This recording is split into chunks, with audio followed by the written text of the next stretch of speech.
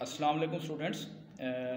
Today we are going to discuss exercise 6a from the coordinate geometry, and the question 1 is find the gradient of the line passing through each of the following points.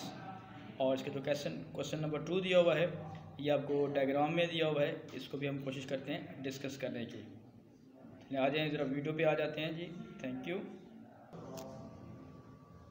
Okay student, अभी हम discuss कर रहे थे कि हमने यहाँ पे topic discuss कर रहे हैं कोऑर्डिनेट ज्योमेट्री का, ठीक है बेटा। तो इसमें एक कॉन्सेप्ट आपके पास आ रहा है कि you have to find the gradient of a straight line, ठीक है। सो इस ग्रेडियंट को हम स्लोप भी कहते हैं कि you have to find the slope and gradient, ठीक हो गया। अब स्ट्रेट लाइन में जो मेन चीज आपके पास आ रही है, स्ट्रेट लाइन फोर टाइप से हो सकती है, हॉरिजॉन्टल भी हो सकती है, वर्टिकल भी है और ये डायगोनल भी। अब आपके पास एक फॉर्मूला दिया हुआ है ग्रेडियंट ऑफ अ लाइंस का y2 - y1 over x2 - x1, ठीक है।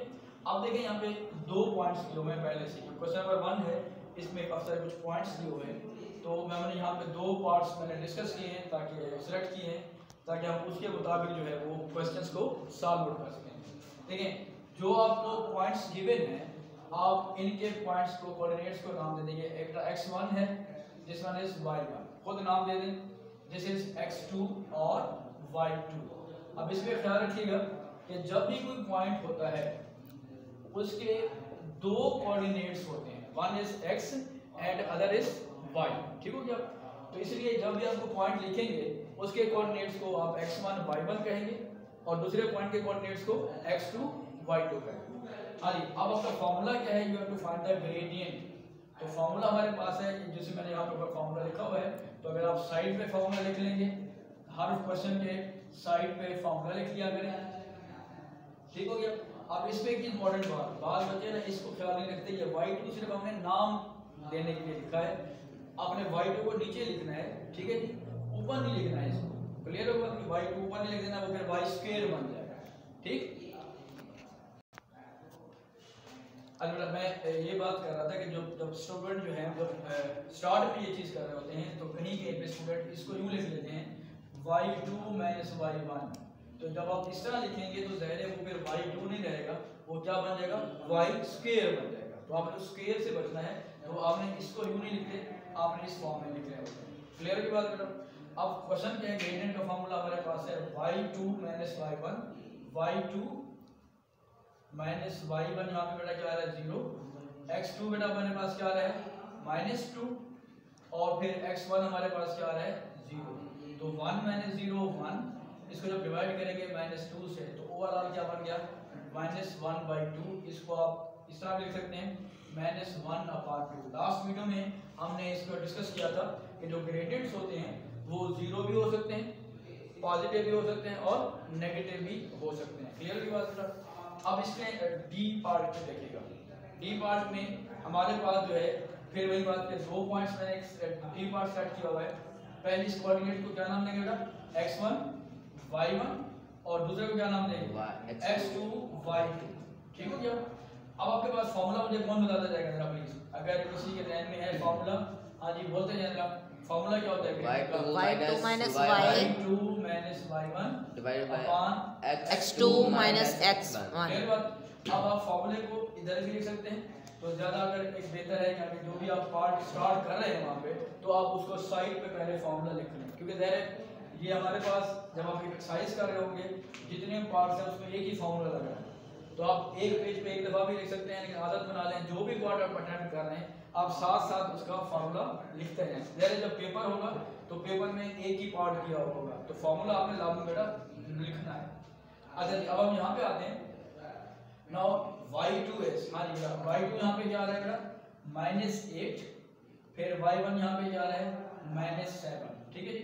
y2 - y1 ओवर x2 यहाँ पे क्या आ रहा है, क्या नजर आ रहा है आपको, x2 यहाँ पे 1 फिर माइनस x1। अब देखिए ये फिर पहले से माइनस आया हुआ है तो इसको वैसे लिख देता हूँ -4। तो बेसिकली ये क्या बन रहा है आपके पास -15, और जब इसको सॉल्व करेंगे माइनस क्या हो जाएगा, प्लस हो जाएगा। तो बेसिकली -15/5, तो दैट विल गिव यू -3, तो इसका ग्रेडियंट क्या बन रहा है आपके पास, -3 बन रहा है। क्लियर होगी बात? Yes sir. अच्छा इस तरह देखिएगा क्वेश्चन नंबर 2 में, इसको मैं थोड़ा सा यहाँ पे बता देता हूँ कि अगर आपको शायद नज़र आ रहा हो क्वेश्चन 2, ठीक है बेटा। क्वेश्चन 2 जो है अगर आपको नज़र आ रहा है तो इसमें देखें उसने डायग्राम्स बनाई हुई हैं, ठीक है। क्वेश्चन 1 में भी आपको शायद नज़र आ रहा होगा, ठीक है। क्वेश्चन 2 में डायग्राम्स बनाई हुई हैं, क्वेश्चन 1 भी आपको नज़र आ रहा होगा तो उसमें उसने पॉइंट्स दिए हुए हैं, ठीक हो गया। Yes sir. अब मैं यहाँ पे क्वेश्चन 2 में एक सेलेक्ट कर रहा हूँ, देखें इसको यूँ देखिएगा। क्वेश्चन 2 में this is visible, yes sir visible. Okay, इसमें बेटा देखिएगा ये एक्स एक्सेस सपोज दिया हुआ है, यहाँ पे वाई एक्सेस दिया हुआ है, इसमें मुख्तलिफ लाइन्स दी हुई हैं। एक लाइन आपकी यूँ जा रही है, फिर एक लाइन यूँ जा रही है, और फिर एक पॉइंट इधर से यूँ आ रही है लाइन, ठीक है, एक लाइन यूँ आ रही है, ये मुख्तलिफ लाइन्स दी हुई हैं। तो देखिएगा ये अगर एक लाइन दी हुई है ए, इसके कोऑर्डिनेट्स आपके पास हैं जी 0 1, यहाँ पे एक बी पॉइंट दिया हुआ है, उसके कोऑर्डिनेट्स हैं 7 1।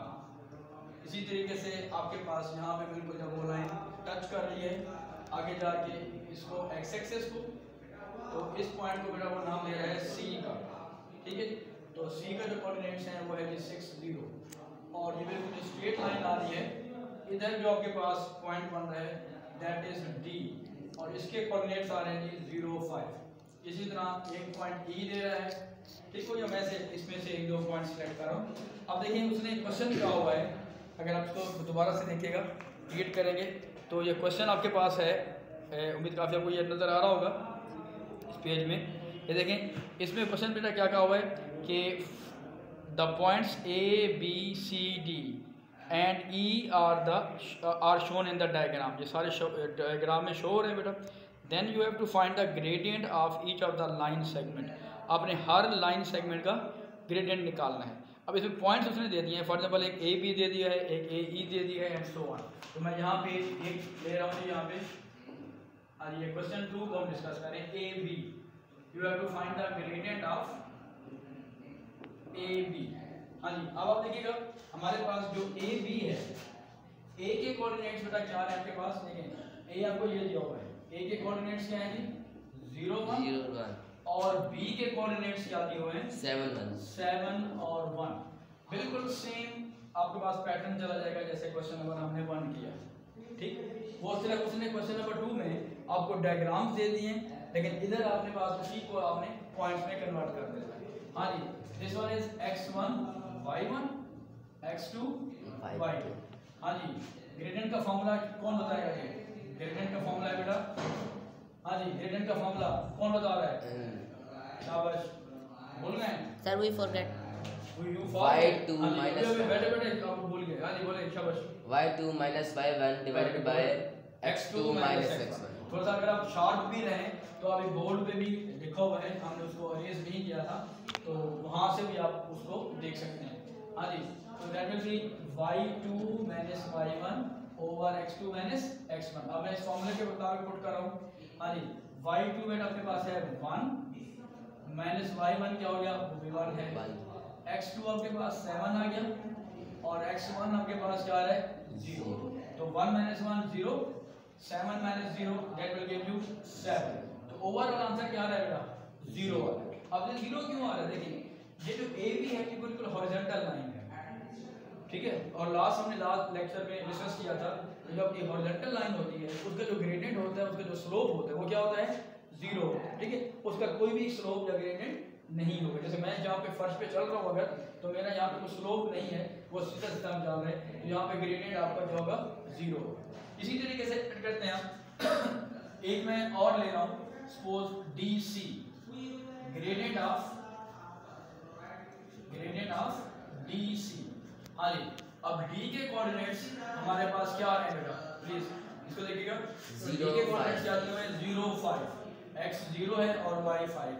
अच्छा यहाँ पे देखिएगा एक ट्रिक और भी हो सकता है कि अगर आप क्वेश्चन पेपर में ये सवाल आया हुआ है तो ऐसा भी हो सकता है वो 10 लाइंस दे दे और यहाँ पे x एक्सिस में वो पॉइंट्स दे देगा और बाकी A B C D कह दे, ये कोऑर्डिनेट्स ना लिखे हुआ तो अब आपने खुद देखना है इसका कोऑर्डिनेट क्या बन रहा है, A का कोऑर्डिनेट क्या बन रहा है, B का कोऑर्डिनेट क्या बन रहा है, C का कोऑर्डिनेट क्या बन रहा है, ठीक है सर। कैसे देखेंगे?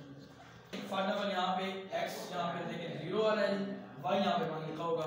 इस तरह जाएंगे तो यहाँ पे x की वैल्यू 7 होगी, y क्या आ रहा है 1 आ रहा है। तो इस तरीके से आप खुद भी उससे देख सकते हैं। यहाँ पे x की वैल्यू सपोज कहाँ तक जा रही है 6 तक जा रही है, कोई भी वैल्यू जा रही है, तो उसके मुताबिक आप उसका सारा का सारा वैल्यूज खुद देख सकते हैं कि इसका ग्राफ क्या बन रहा है। ठीक हो गया।